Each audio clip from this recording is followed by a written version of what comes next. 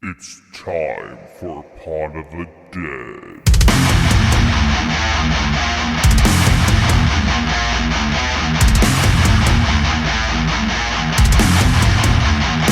Join us!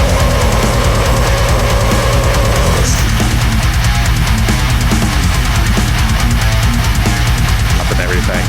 But hello. Welcome to Pod of the Dead. I am your host, Nicholas, and with me are the two world's biggest John Cusack fans, Stephanie and Natasha. Hi, guys. Hey. On today's episode, we are talking about the 2007 film 1408, which you may have figured out is a John Cusack movie that came out. What the fuck? I'm not sure why we covered this. There was something that happened to me in the past that made me go, hey, this sounds like a movie that I'd like because I've never seen it. You bought it. I bought it. And you're like, we're going to watch this. Yeah, we owned it. We watched it last night on our TV in the basement because he bought it. I was bummed that I had to rent it. We watched it by candlelight. Yeah, it was... It came out in 2007, so it fits in that realm. Yeah, it feels very 2007. Yeah, like, well, I guess before we get like going and stuff, like, what's anybody's history with this movie? I'd never seen it. I remember it coming out, but I never saw it. Jack shit. I realized about halfway through that I had seen it, but there's only one scene in the entire movie that I remember. So. Okay. Was it the one where John Cusack couldn't act? It was the window scene. Oh, okay. There are many. But. I was gonna say, which window scene? There's like 900 of them. My thing about John Cusack, before I'm just gonna like, I'm letting everybody know this right now. Like, I have a vendetta against this man. I don't know what happened in my past, but I see this man and my blood pressure spikes. I just go like, why are you in movies? And stuff. And, like, he's not bad. I mean, he's not great. He sucks so bad. He eats corn the long way. Like, he sucks. God. You're terrible. There's just something about his face. He has so this slappable.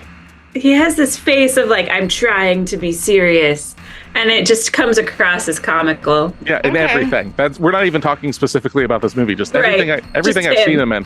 Like, the only other movie that I've seen plenty of films that he's been in, but the only other movie that comes to mind is Con Air. And I forget that he's in it because you've got like Steve Buscemi's like the serial killer kind of guy. And then you've got I forgot he's in it too. And he's fucking awesome. Yeah. And then you've got Nicolas Cage rocking the fucking mullet that's like literally he looks like he's going to drive into a trailer park in a Trans Am and bang your mom like your recently divorced mom.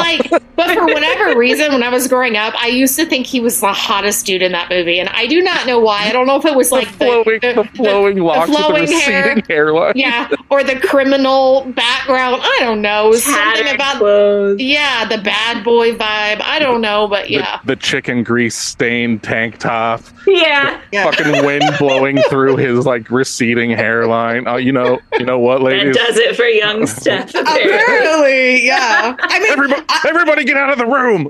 Well, I mean, okay, let's take this as like for what it is. Like, I was in love with what's his name from The Labyrinth, David Bowie, his version of Jared. You were in love with his codpiece. Sure. And then I was also in love with Johnny Depp in Crybaby. And like, he has a tattoo of a fucking electric chair on his chest. And for whatever reason, that does it for me in this movie. You're into trashy guys. You apparently. What does that say about me? Exactly. This was young me. This isn't me now. You're into trailer trash. I was raised in a trailer for the first 3 years of my life. Oh no! Oh no!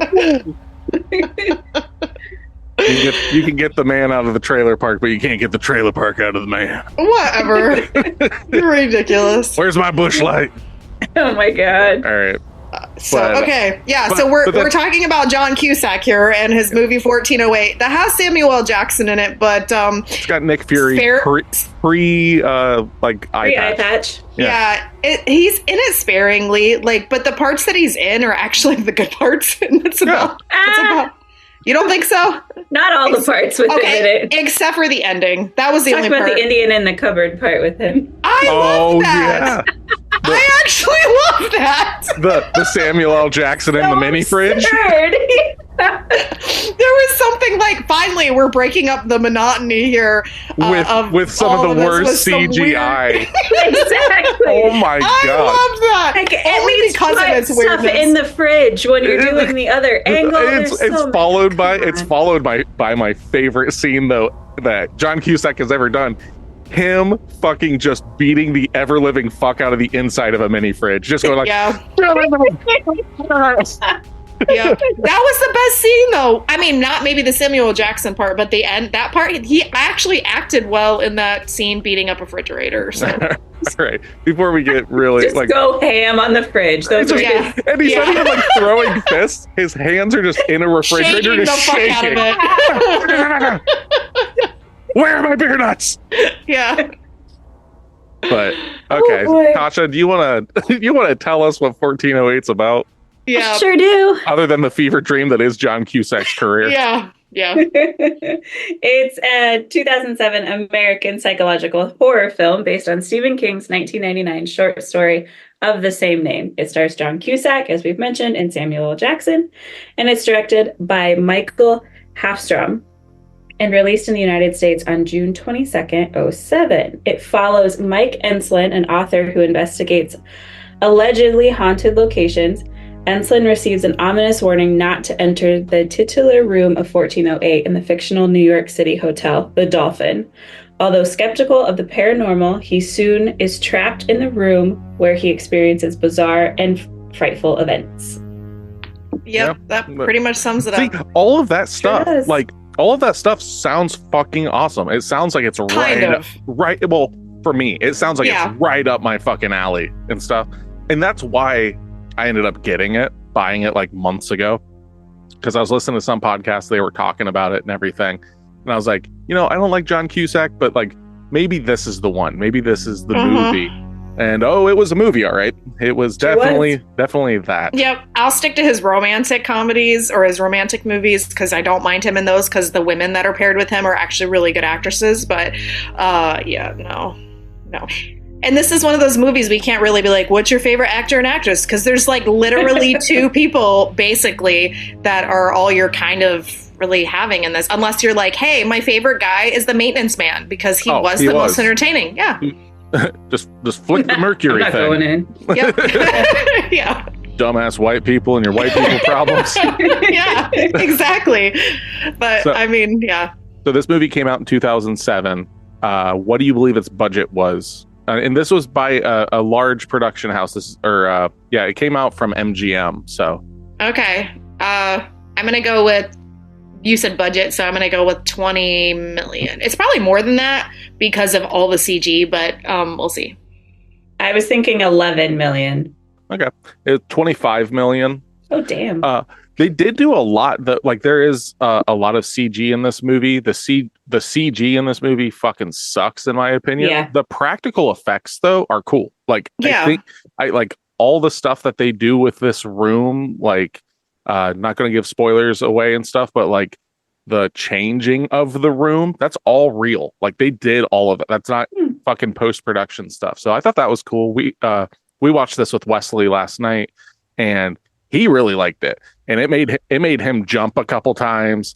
And he was like, we watched the alternate endings, and we watched shocker, there are 3 different endings to this movie. All of them fucking blow. They're all like overdone and like long, but I know what I would have wanted my ending to be, but we'll talk about that when we get there. Do you guys know if the alternate endings were also a part of the Stephen King story? I have no idea. I know first that I believe the main character was female in this film. Like in the book, in the short story. Oh, really? It was a female lead and stuff like that. And then So then why did they decide to make it a man? And John Cusack at that. Yeah. It was the sex pest Weinstein and company are the ones that finance this movie, and Harvey Weinstein is a notable person for basically sexually harassing women actresses and stuff. Like, you want to get in this movie, so I imagine like Rose McGowan's come out and talk about it and everything, and all this stuff. So I imagine his involvement with it, and this was before all that shit came out. I imagine his involvement and stuff made it less tantalizing for women to want to work with a movie that he's attached to and stuff like that. So that could be the case, but I don't know. That's all just hearsay and stuff. But all right, so for $25 million, this came out June 22nd, 2007. Okay. What do you think it made in its gross domestic? Well, it came out in the summer, so I would say it did better than it would if it came out other times of the year. Although it's a horror movie, kind of. It's a horror movie, I guess. It's just not a good one. That's the thing. It is a horror film. It's just not a very good one. I mean, we've watched worse, so I'm gonna go 85 mil. Okay, what do you got, Tasha? 110 million. 110. Let's see here. I have that it made $133 million. Damn. Okay. I'm not shocked that it did really, really well because it's a Stephen King adaptation. King adaptation. People do like those. People do like John Cusack. I mean, like, we are in the minority in that sense. Really? Like, John Cusack is a popular actor. Samuel L. Jackson's in, like, so it's got. He's that, not like, a top tier actor. He's like a second tier actor. Samuel L. Jackson? No. Oh. John Cusack. Samuel Jackson's a top tier actor. I thought I said Samuel L. Jackson, and you're like, second tier. I'm like, get the fuck off this podcast. No, I fucking love Samuel L. Jackson. He's top tier actor. And we were watching the special features. He got this job because of Quentin Tarantino. Okay, that makes sense. Quentin Tarantino told the director and stuff, like, oh, you know who would be really good for this role? Samuel L. Jackson. And they were like, well, we were actually going to get this old British guy to do it, like, to be like this, like, oh, hello, chop, there you go, kind of thing. And they were like, we didn't even think about going that route. So that's how Samuel L. Jackson got involved with this movie. But yeah, I liked it in the special features when we were watching, and I didn't pay attention to a lot of them. But it was talking about how he had never had suits custom made for him for a movie, and this movie they made custom tailored suits just for him. Mind you, this is 2007. This is pre all the stuff that he's been in, which I'm sure he's had plenty since then. But I thought that was kind of cool. Like he was feeling kind of special because he got himself some tailored suits. Yeah, this is before Samuel L. Jackson became like the Samuel L. Jackson you know today.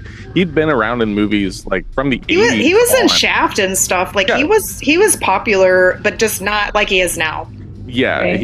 It wasn't really until like Pulp Fiction is kind of what brought him to another level. This is way after Pulp Fiction, but that's where the Tarantino connection comes and stuff, which he later gets into like Django Unchained. This is before he's I believe right before he's in Marvel.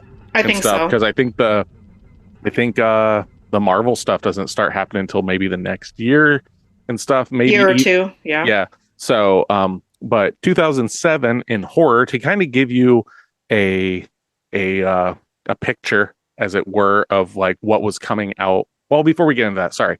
1408 came out. It made 20 million its opening weekend, which made it second for its opening weekend behind Evan Almighty. I forgot. I saw that in the theater. That was cute. Okay. And it beat out the other.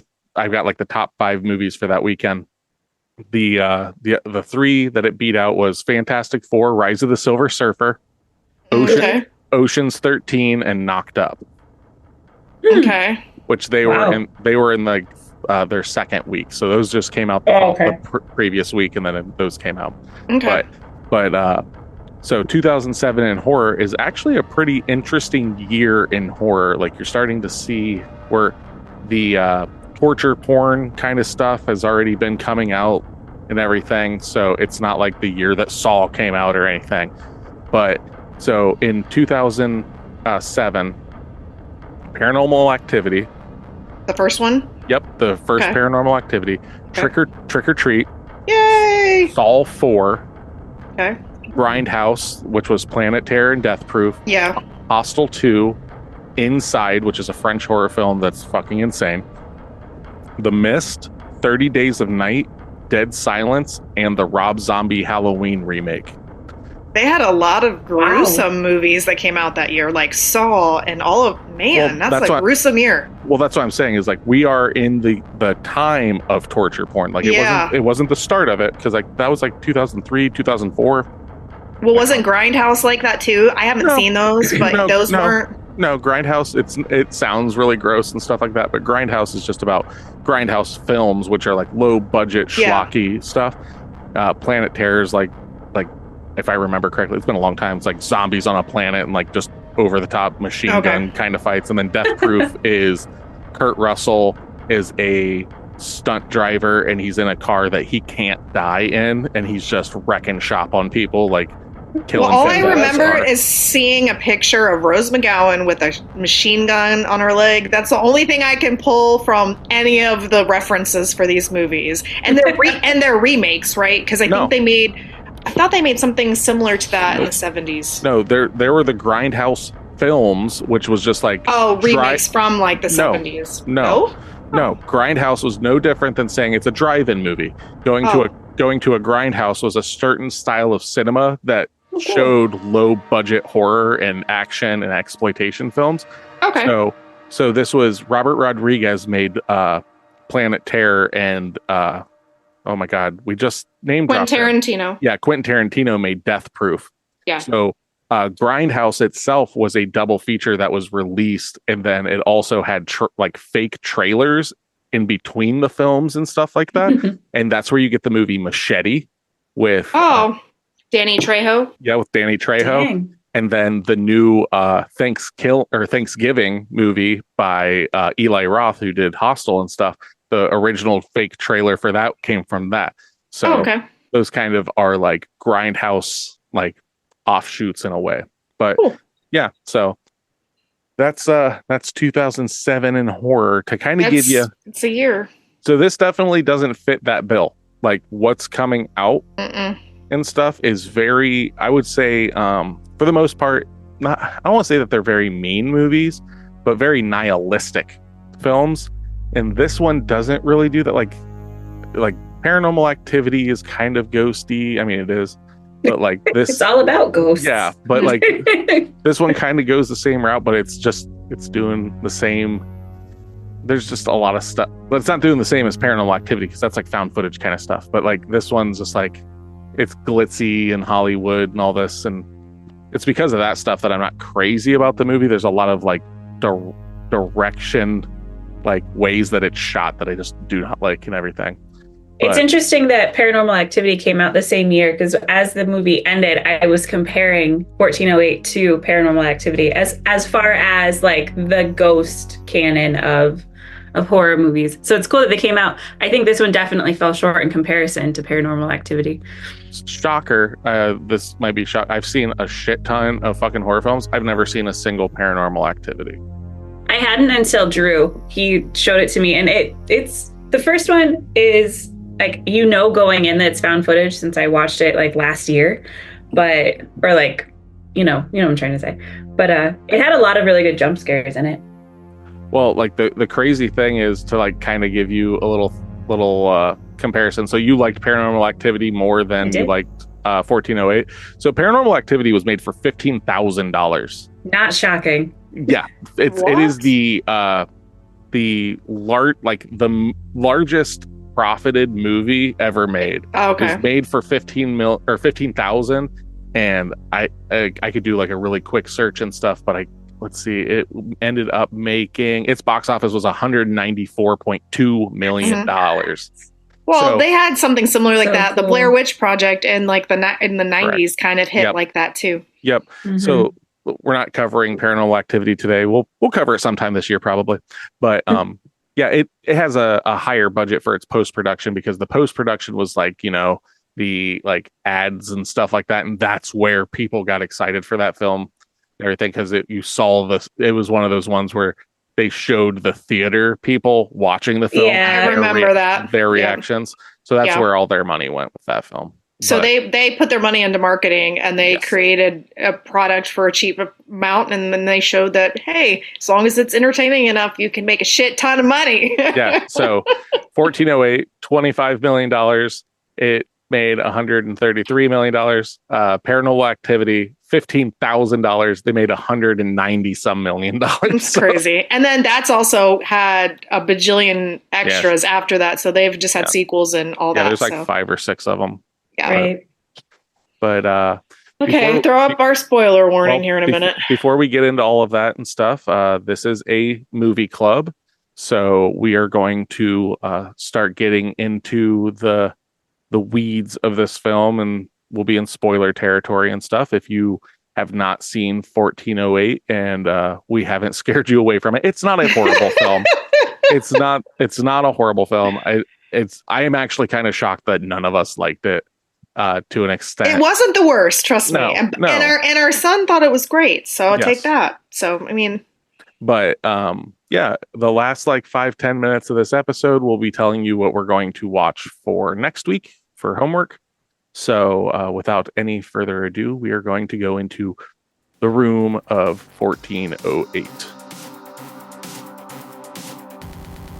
So if you want to be a part of our club, you can find us at facebook.com/podofthedead or else on Instagram at pod_of_the_dead or on TikTok at podofthedead. If you want to email us any questions, any complaints, or movie recommendations, you can email us at podofthedead666@gmail.com.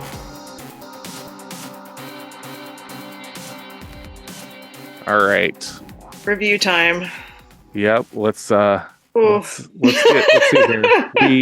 We know that the 1 out of 10 is going to be more probably up our alley. So let's hear that 10 out of 10 first. All right. Here we go. Now, these are not my words. These are words from somebody else. Yes.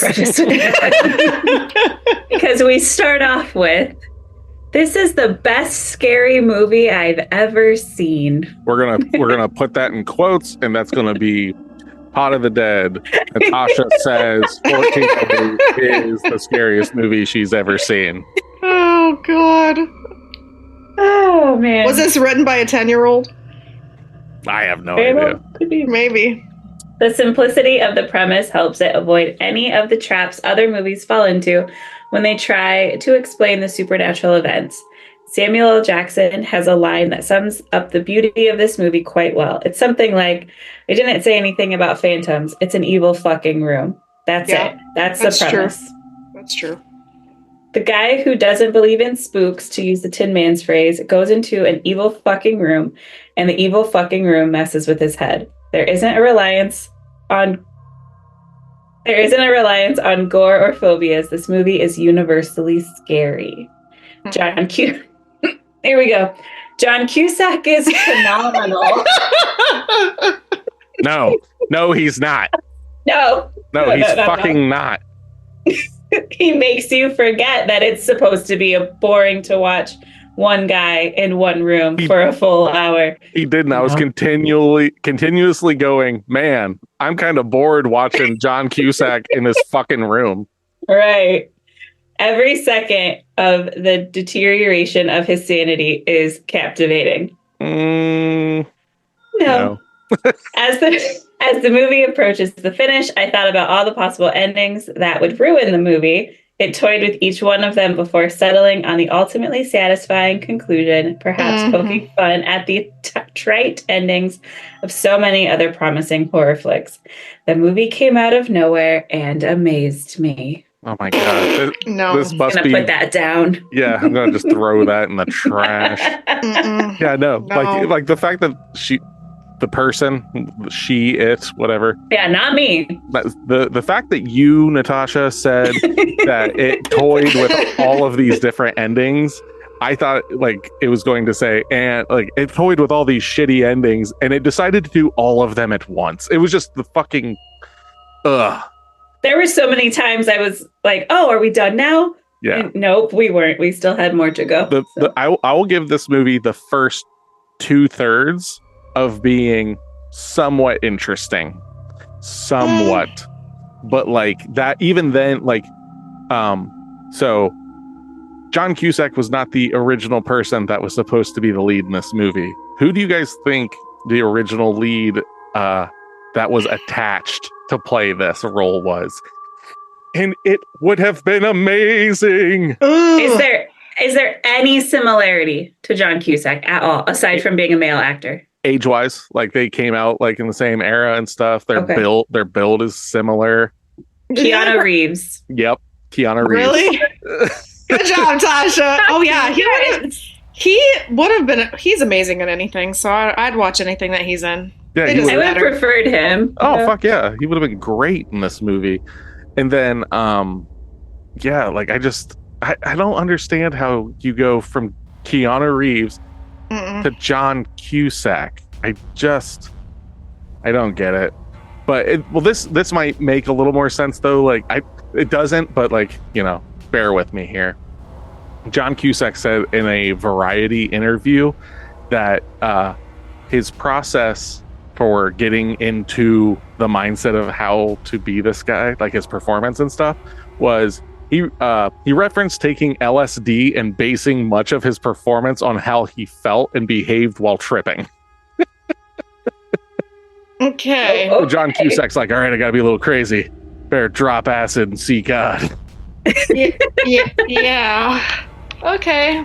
But that's the thing. Everything seemed to fall short. Like, I didn't get crazy deranged vibes out of him. I just got bad acting. Yeah, like... And like overacting. Overacting. There was a scene in that movie that had me going, why are we doing this? There was no nuance to anything. It was just him. Yeah.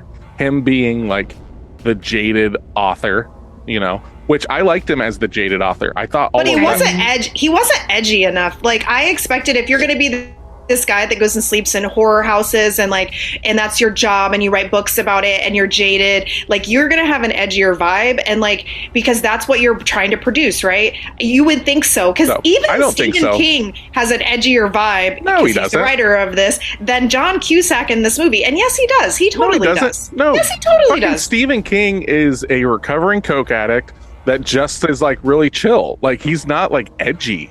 Like, but he has that like air. If you listen to his interviews and stuff, and you watch him, it's different. You have a different emotive feeling from him. I think it's only because you're so aware of his work. To be completely honest, I'm not aware of his work though. I don't read his stuff. It doesn't matter that you've read it. You've seen. But his stuff is in the zeitgeist. Yeah, like you know Stephen King. Yeah, True. So you expect it out of him, because like I don't expect him to be like Chris Angel's mind freak, like, oh my god, like fucking not like that edgy, like, oh look at me, I got some Hot Topic pants on. That's like top notch. But I'm talking about somebody who's a little like darker, and like I know he's supposed to come across as that in this movie because he does that in like I think the movie The Raven and some other stuff. But like he doesn't feel that way to me. Like it just feels like this like guy who's just had a really shitty life and is writing books because he's wanting to go live like this. This sounds terrible. So he had a really shitty backstory. We get to hear all about it through this entire movie, and it's sad, don't get me wrong, but then at the same time he goes to all these places where all the shitty stuff has happened, and it almost like in hopes to like connect with these people in a weird way because of his shitty life. Like that's how it feels like to me. I think it's one of those things of like, I'll use myself as an example. I don't believe in God. I don't believe in the afterlife, all that stuff, right? Nick, do you believe in ghosts and stuff? No. Oh, okay. I don't want to. I don't want to believe in ghosts and stuff like that, because then it's going to shake my foundation, like, of my belief structure, right? So reality. Yeah, it'll completely, like, if I saw a fucking ghost, it would change what I believe to be true, right? So he is kind of on the same thing, because he's very vocal about, like, you know, there's no God and stuff in this movie. But instead, I think he's wanting to be, I think he's wanting his reality to be shifted so that so he can understand that his daughter is in a better place or something. It confirms what he thinks is fake or not real. So somehow paranormal activity by ghosts and stuff is to prove that? It proves that there's something after life. Instead of, if he believes that there's nothing, then his daughter died and is just gone. But if there are ghosts and spirits, then she still exists out there, which is a better alternative. I guess. Like, yeah, because I think I think he started out like seeking it out, and then just time after time after time, he was hit with nothing in these supposedly haunted places. So then he became jaded and like, all right, we're going to go here, but nothing's going to happen. Let's just go. Every hotel concierge is going to tell me the same shit. It's always going to be the same things. And everyone, it's all these people. And then it also comes to that whole thing of, what is it called? I can't remember the name of the word, but when you want to see something, your brain will kind of make it so you do see something. Like people who believe in ghosts are more likely to see a ghost because that's what you're going to pick out of this stuff. So most people that go to these haunted houses and stuff that have, experiences, I saw the person and all this stuff, it's because they already primed their brain to see stuff or to make those connections. He's going into it not expecting anything, and because of that, he's not getting anything. So the shtick of the place just doesn't work. Okay. But yeah, because there's like certain things that they touch on in this movie that they don't elaborate on. So like his first book comes out, and there's like basically it's alluded to that it's kind of autobiographical in a way, like the relationship with the father and son is like a very toxic relationship, it seems, and it seems so real and all this stuff. And later on in the movie, he like sees his dad, and you can tell that there's like tension there and stuff, but like it doesn't do it. It's pointless. Like you could have, this movie is almost 2 hours long. This is a definite movie you could have cut a half an hour out of, a whole half hour, and I think I would have given it an extra point. Or made it longer and added more bits from the book that were probably. I'm not saying like it would have. We needed to sit through a longer John. We needed more surfing scenes. Oh my god, surfing scenes and him wearing the tiny straw hat. Oh, that stupid fucking hat! We had 2 movies in a row. We had McCready and his stupid fucking hat in The Thing. Now we got Cusack and his stupid fucking hat. I'll take McCready and his hat over John Cusack and his hat any day. Agreed. Yeah. So, anyway. Yeah, but I wonder how much of the stuff from the book was left out. Like those bits, like they just touched on it. I wonder it's a short with it story. Being... Oh, is it? Okay. Yeah, it's not a full like novel or anything. It's just a short story that Stephen King even wrote he wrote it as an exercise for one of his books about like how to write. Like how to write a first draft and stuff like that. So he initially wrote it as like, okay, so this is a first draft, and then this is what I do for a second draft. But he was intrigued by it enough that he didn't end up using it for that and turned it into his own short story. Got it.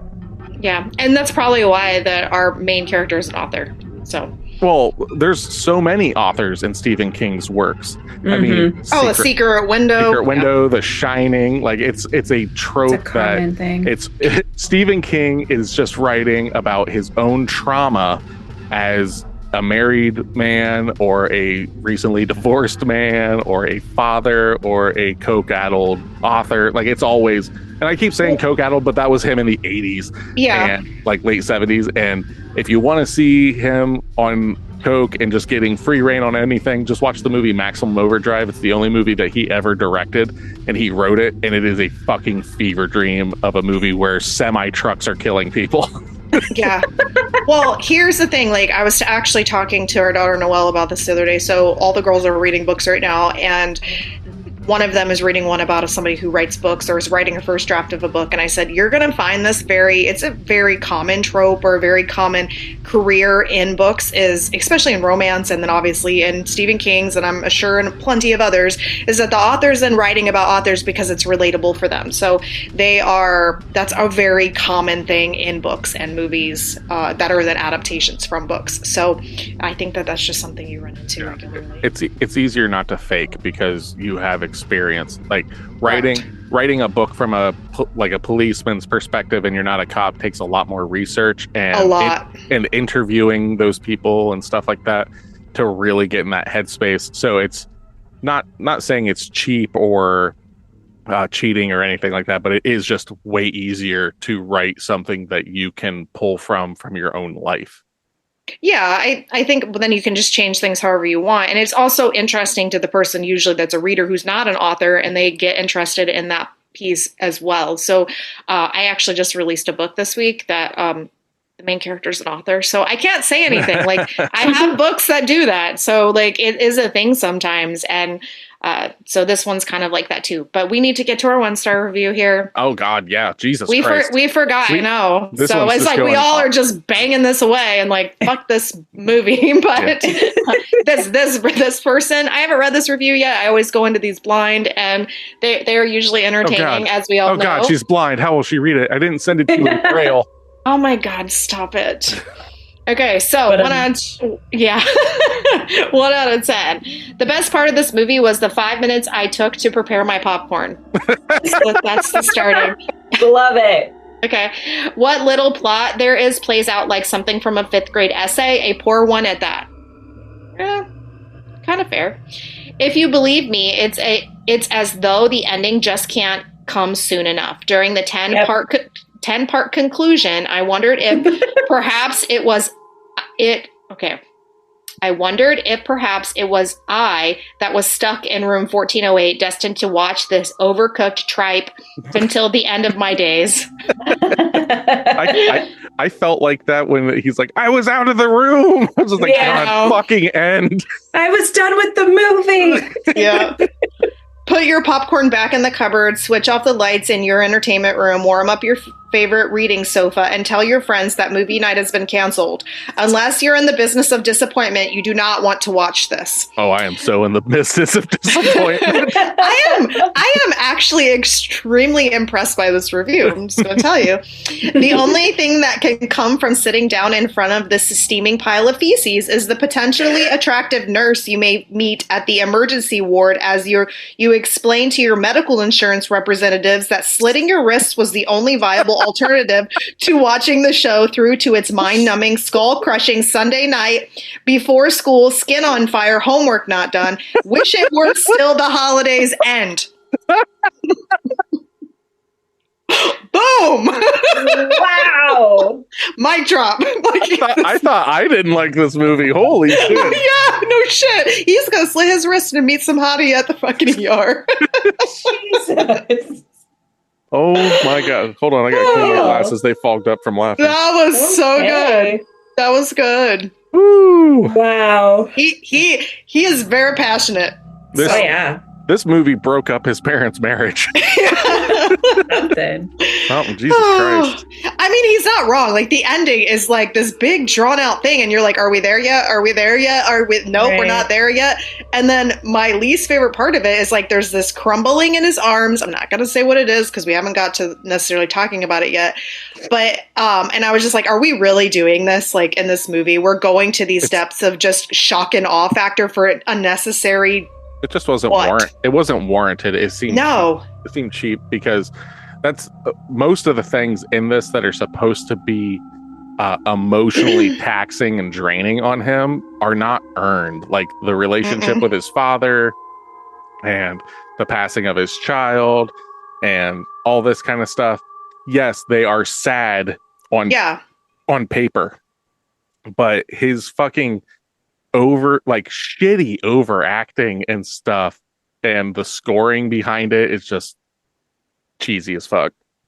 Yeah. If this was done really well, where they show like I'm just going to say it, the crumbling daughter in his arms, or her clinging to him and she dies in his arms, or the casket scene of where like her casket's burning and he's watching it like he would when she died. I thought that part was kind of cool.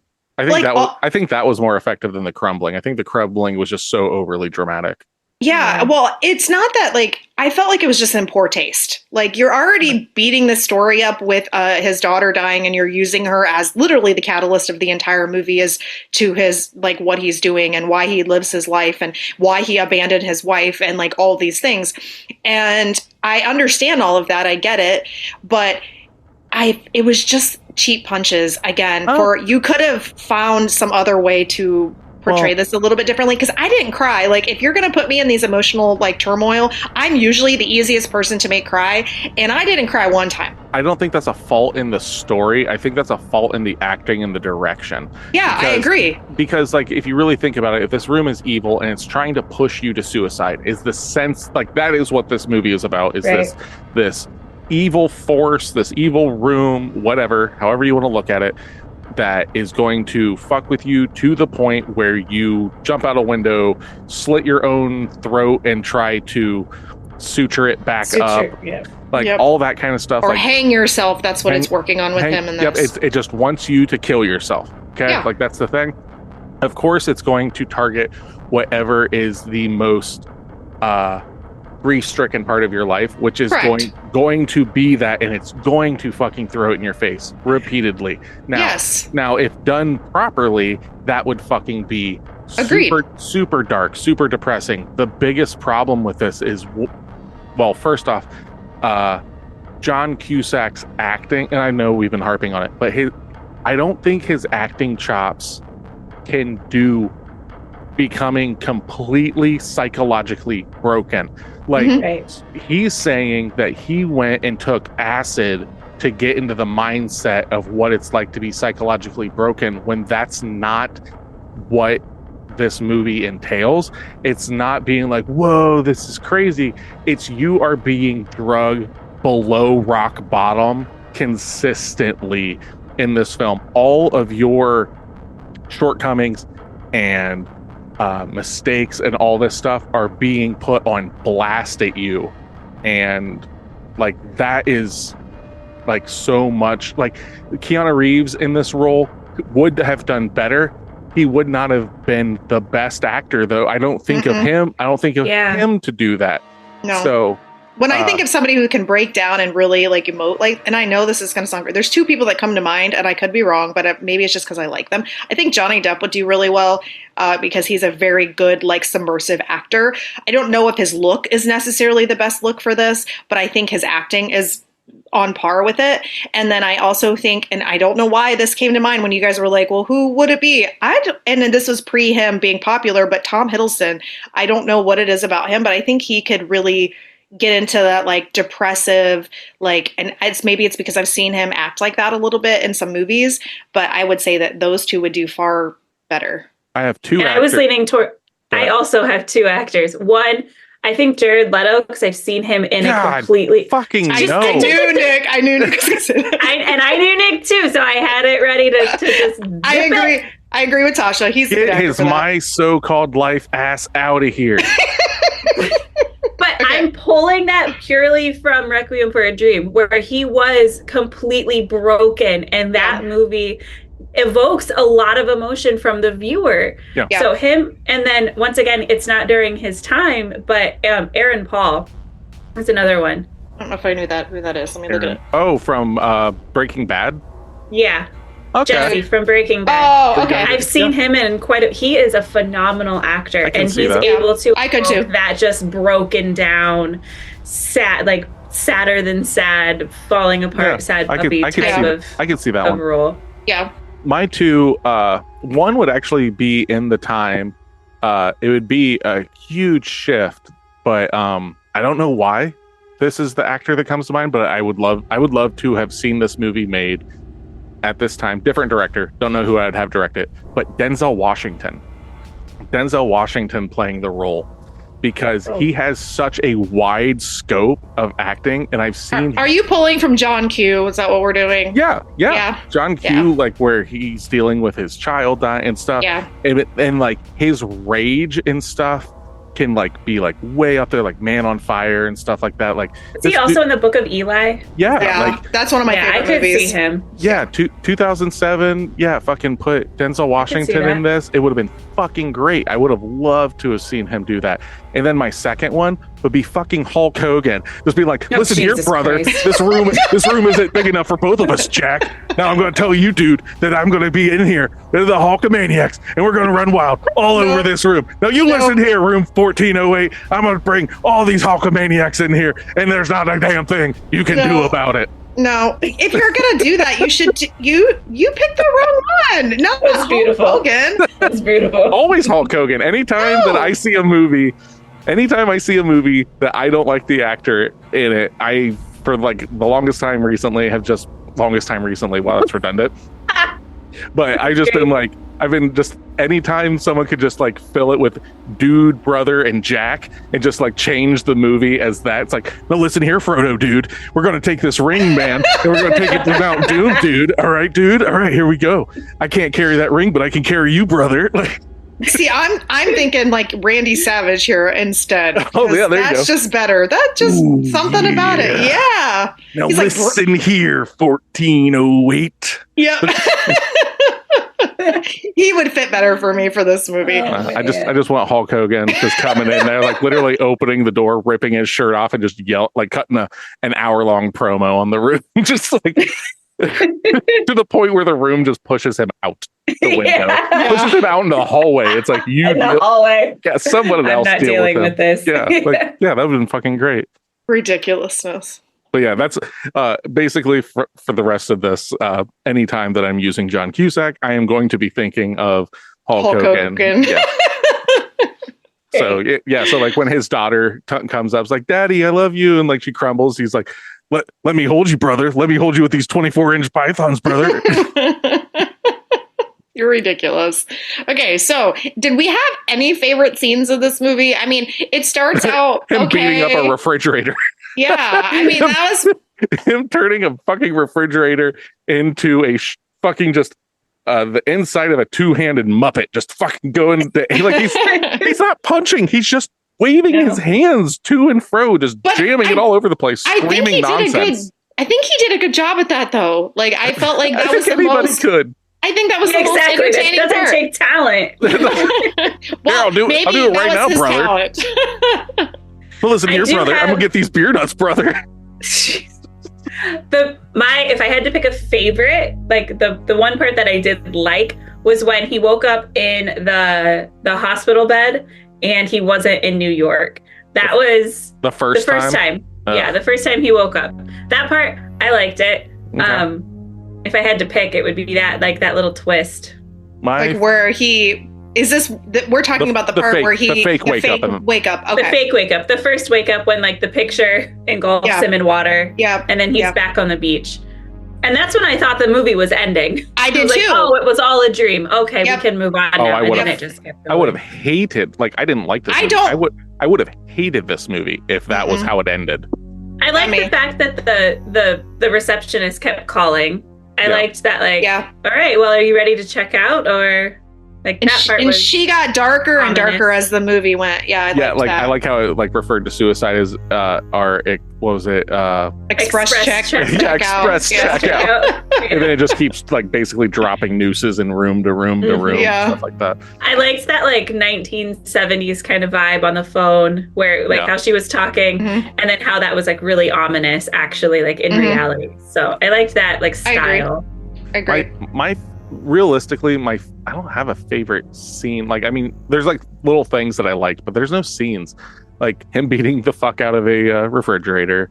I do like the fact that the song "We've Only Just Begun" is like it's taunting him with that. Yeah. I like that. That was clever. That was really clever. The lighting shifting from going like when it's hot to when it's cold and it's like blue light and then like it's pitch black in there and stuff like that and it's just like red light. I like that kind of stuff, but like, God, like I said, like everything up until he gets into everything until We've Only Just Begun, I kind of liked. Like I liked him as the author doing the book tour and stuff.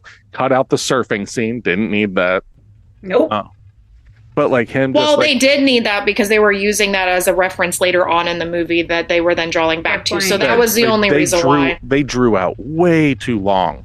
Yeah, like that was like when he wakes up in the hotel or the hospital in California and stuff like that.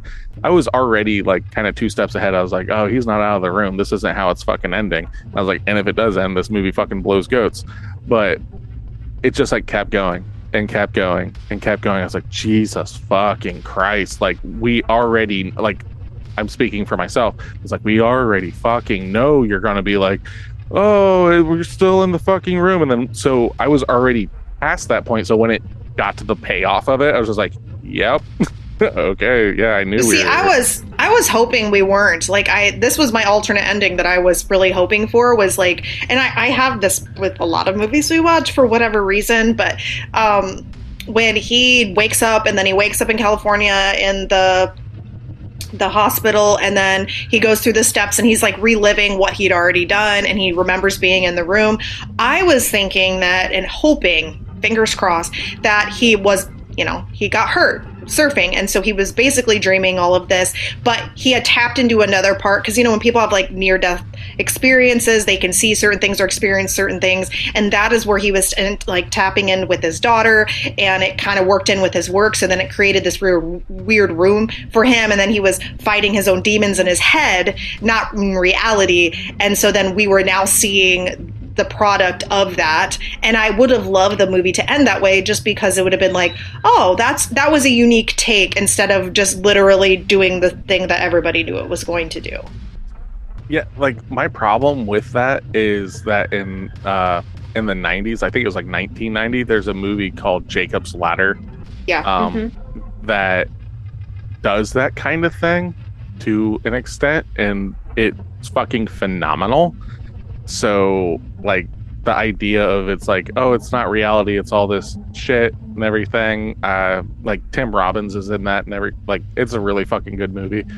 Yeah, I can't get on board with it just being like, oh, it was like, especially now, anytime it's like, it was all just a dream. I'm just like, then why the fuck did I watch this movie? Right. Like, there's no stakes then. Nothing fucking happened. Oh, okay.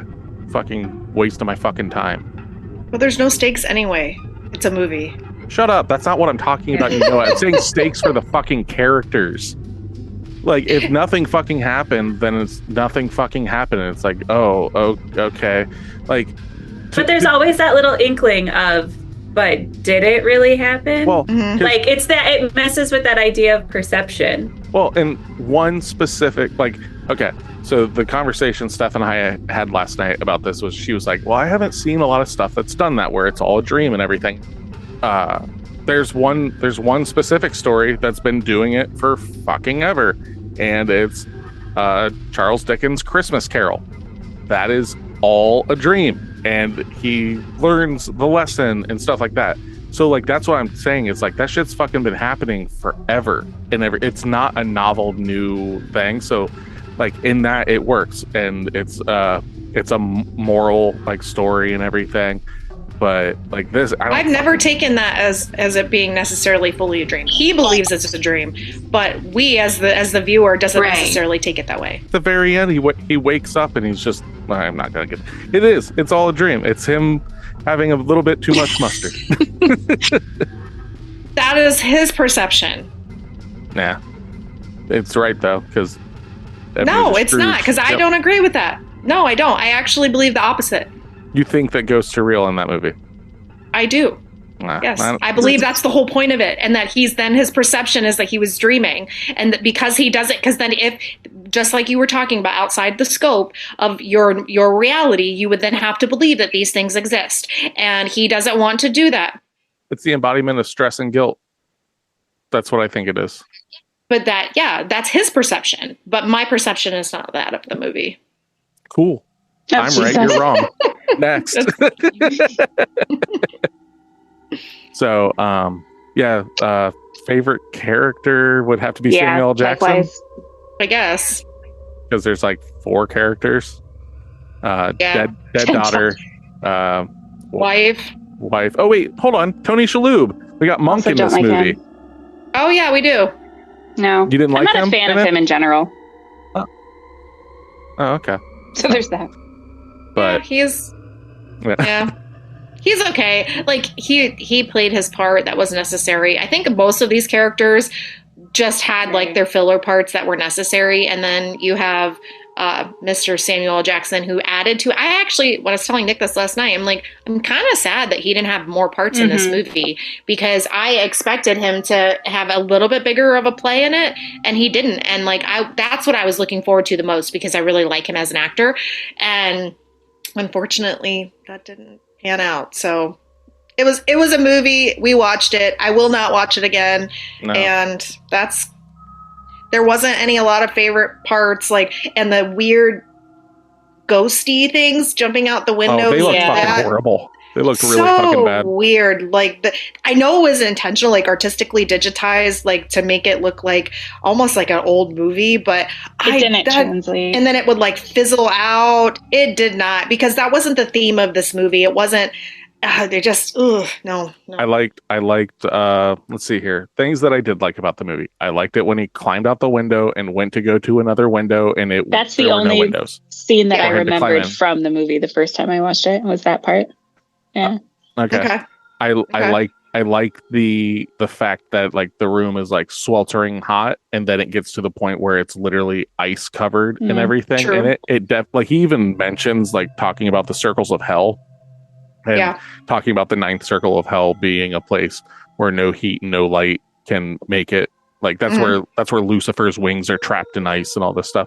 I like that kind of stuff. You know, like I would like to see a remake of this film with a capable actor as the lead, or a woman, because that's what it's supposed to be. Well, I don't give a shit as long as the person can emote properly, and a director with a vision to make it oppressively dark, because that's the thing about this movie, is if it's supposed to be this huge weight, like it's supposed to weigh you down, this movie should have you crying at the end of it, because you are watching a man spiral to the point of breaking and killing himself. That is what it's trying to convey, and then he overcomes it and fights back against the room and still dies. But it's not in vain. He doesn't die in vain. He dies like a hero in a way. So it's not a suicide as much as it is. Wait, like did I miss something? Because he doesn't die. Yeah, he does. Yeah, he does. In our ending, he did. Oh, well then, did we watch different endings? Yeah, we watched three different endings. And our ending on the. Well, how did your ending? How did your ending go, Tasha? What I remember, he caught the room on fire, was saved, was then in a hospital in New York with his wife, and then I didn't like the ending, honestly. Then they went back to, I'm assuming, her house because she's moving with him, and the daughter's voice was on the tape recorder. I did not like that ending. Yeah, nope, that's one ending. The ending that was on the Blu-ray for us. He dies. There's a funeral service, and Samuel L. Jackson shows up with a box of items to give to her that is his tape recorder and stuff like that. She doesn't want it because she doesn't want memories of him at that time. She wants the memories of him before that. So Samuel L. Jackson gets back in his car, turns on the tape recorder, hears the voice of the ghosted daughter and all this stuff, sees the reflection of John Cusack's burnt body in the rear view mirror and all this bullshit. And then there's a third ending where he dies, but somehow so there's that spot in the movie where he thinks he's out. He writes the 1408 script, is calling Tony Shalhoub about it and everything, that he's going to send him this book and all this stuff. So the third ending is, so he dies, but Tony Shalhoub somehow gets that fucking book sent to him by John Cusack's character. So it's like, did it actually happen? It's like, this is fucking stupid too. Like every fucking ending in this movie. Because that happened. Perfect. So then I'm wondering where our movies start to shift, because in the movie I watched, he wakes up in LA, then writes the book, takes it to the post office, and that's when his world crumbles and he finds out he's back in the room because the post office person is that happens. Where it shifts is after he throws the Molotov cocktail and stuff, because that's where each ending starts. So he ships it off, but that's all in the fake. That's not actually happening. Him shipping that manuscript off. So then Tony Shalhoub somehow gets it at the end of the movie, and it's just like that completely breaks the fucking narrative that you're trying to build. So I think the way it should have ended was the room catches fire and stuff like that. In a couple of these endings, it cuts to Samuel L. Jackson drinking in his office, just going like, I can't remember, fucking Mike, yeah. I think's his name, Mike Enslin or something. Yeah, Enslin. He's like, Mike, you did it, like that kind of thing. And he's like drinking it while you hear all the alarms and stuff going off. I think it would have been better if you see the fire happen, that happened, like you see Samuel L. Jackson, and then there's like a visual of the hotel burning and shit, and there's just like a little narration over the end about like, and the Dolphin Hotel never blah blah blah.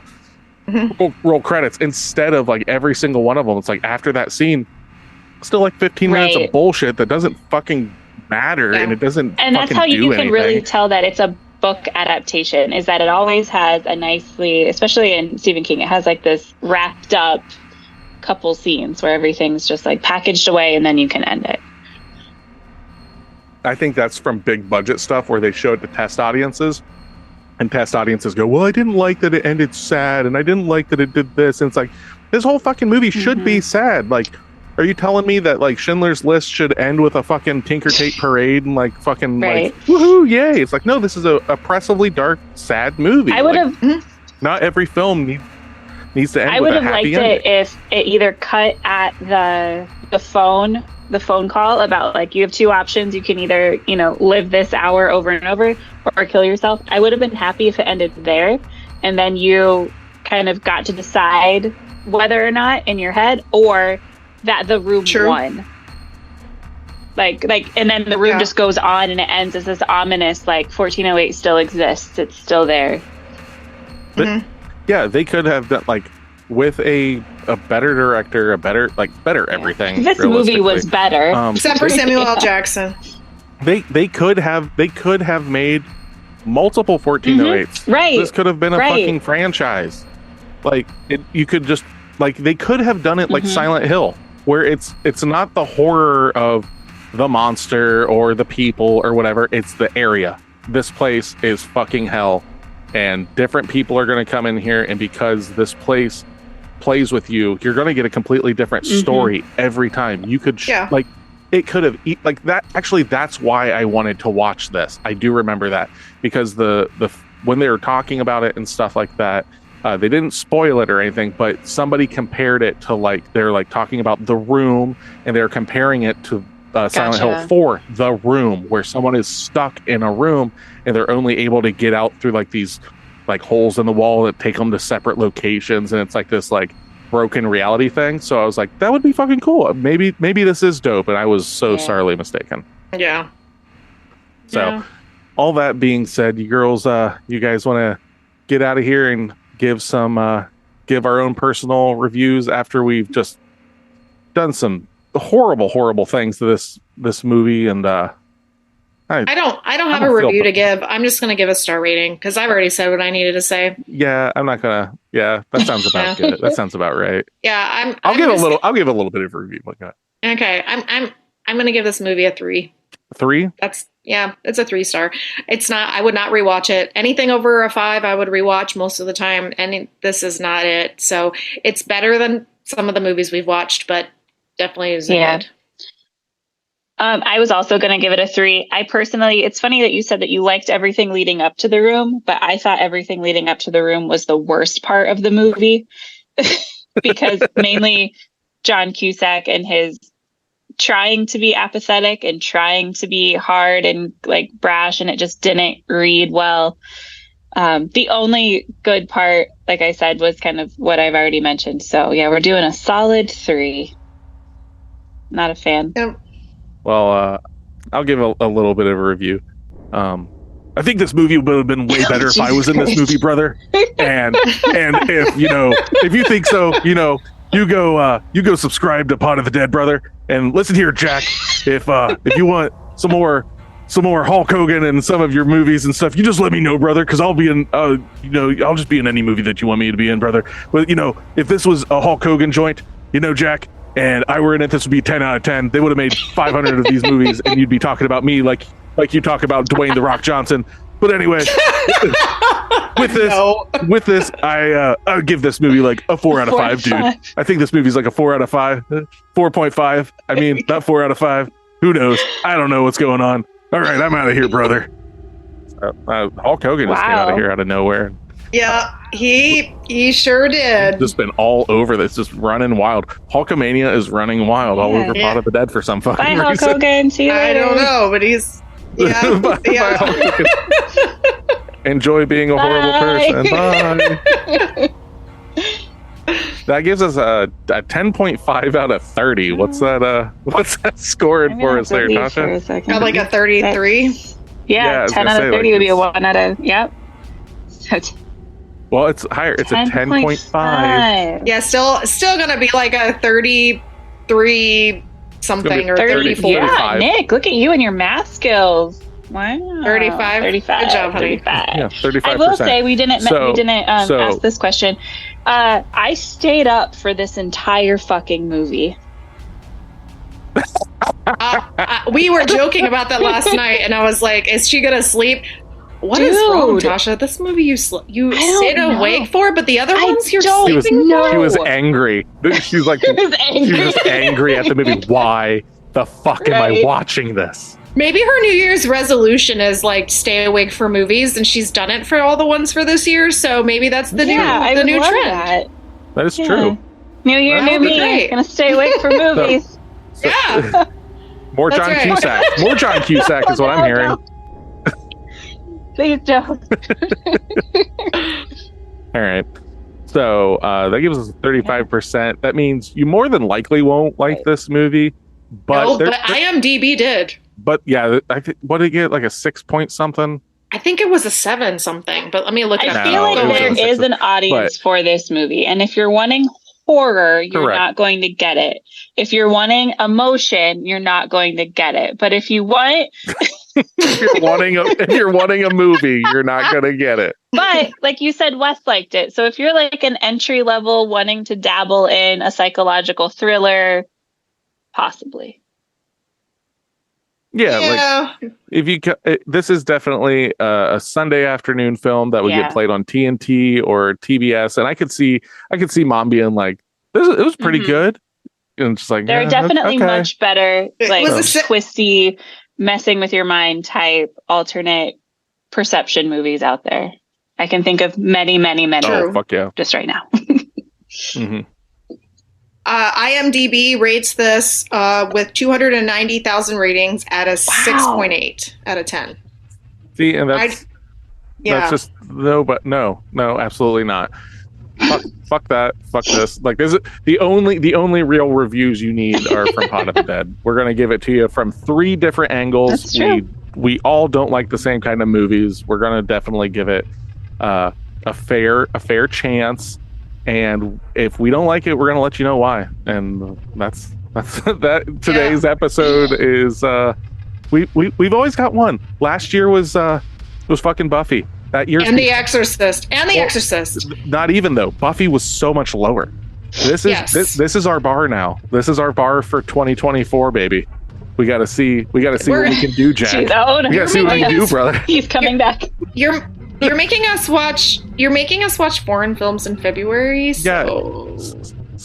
What you're going in? Okay, we've had this discussion. You're going into this with the wrong attitude. It is. Yeah, it is.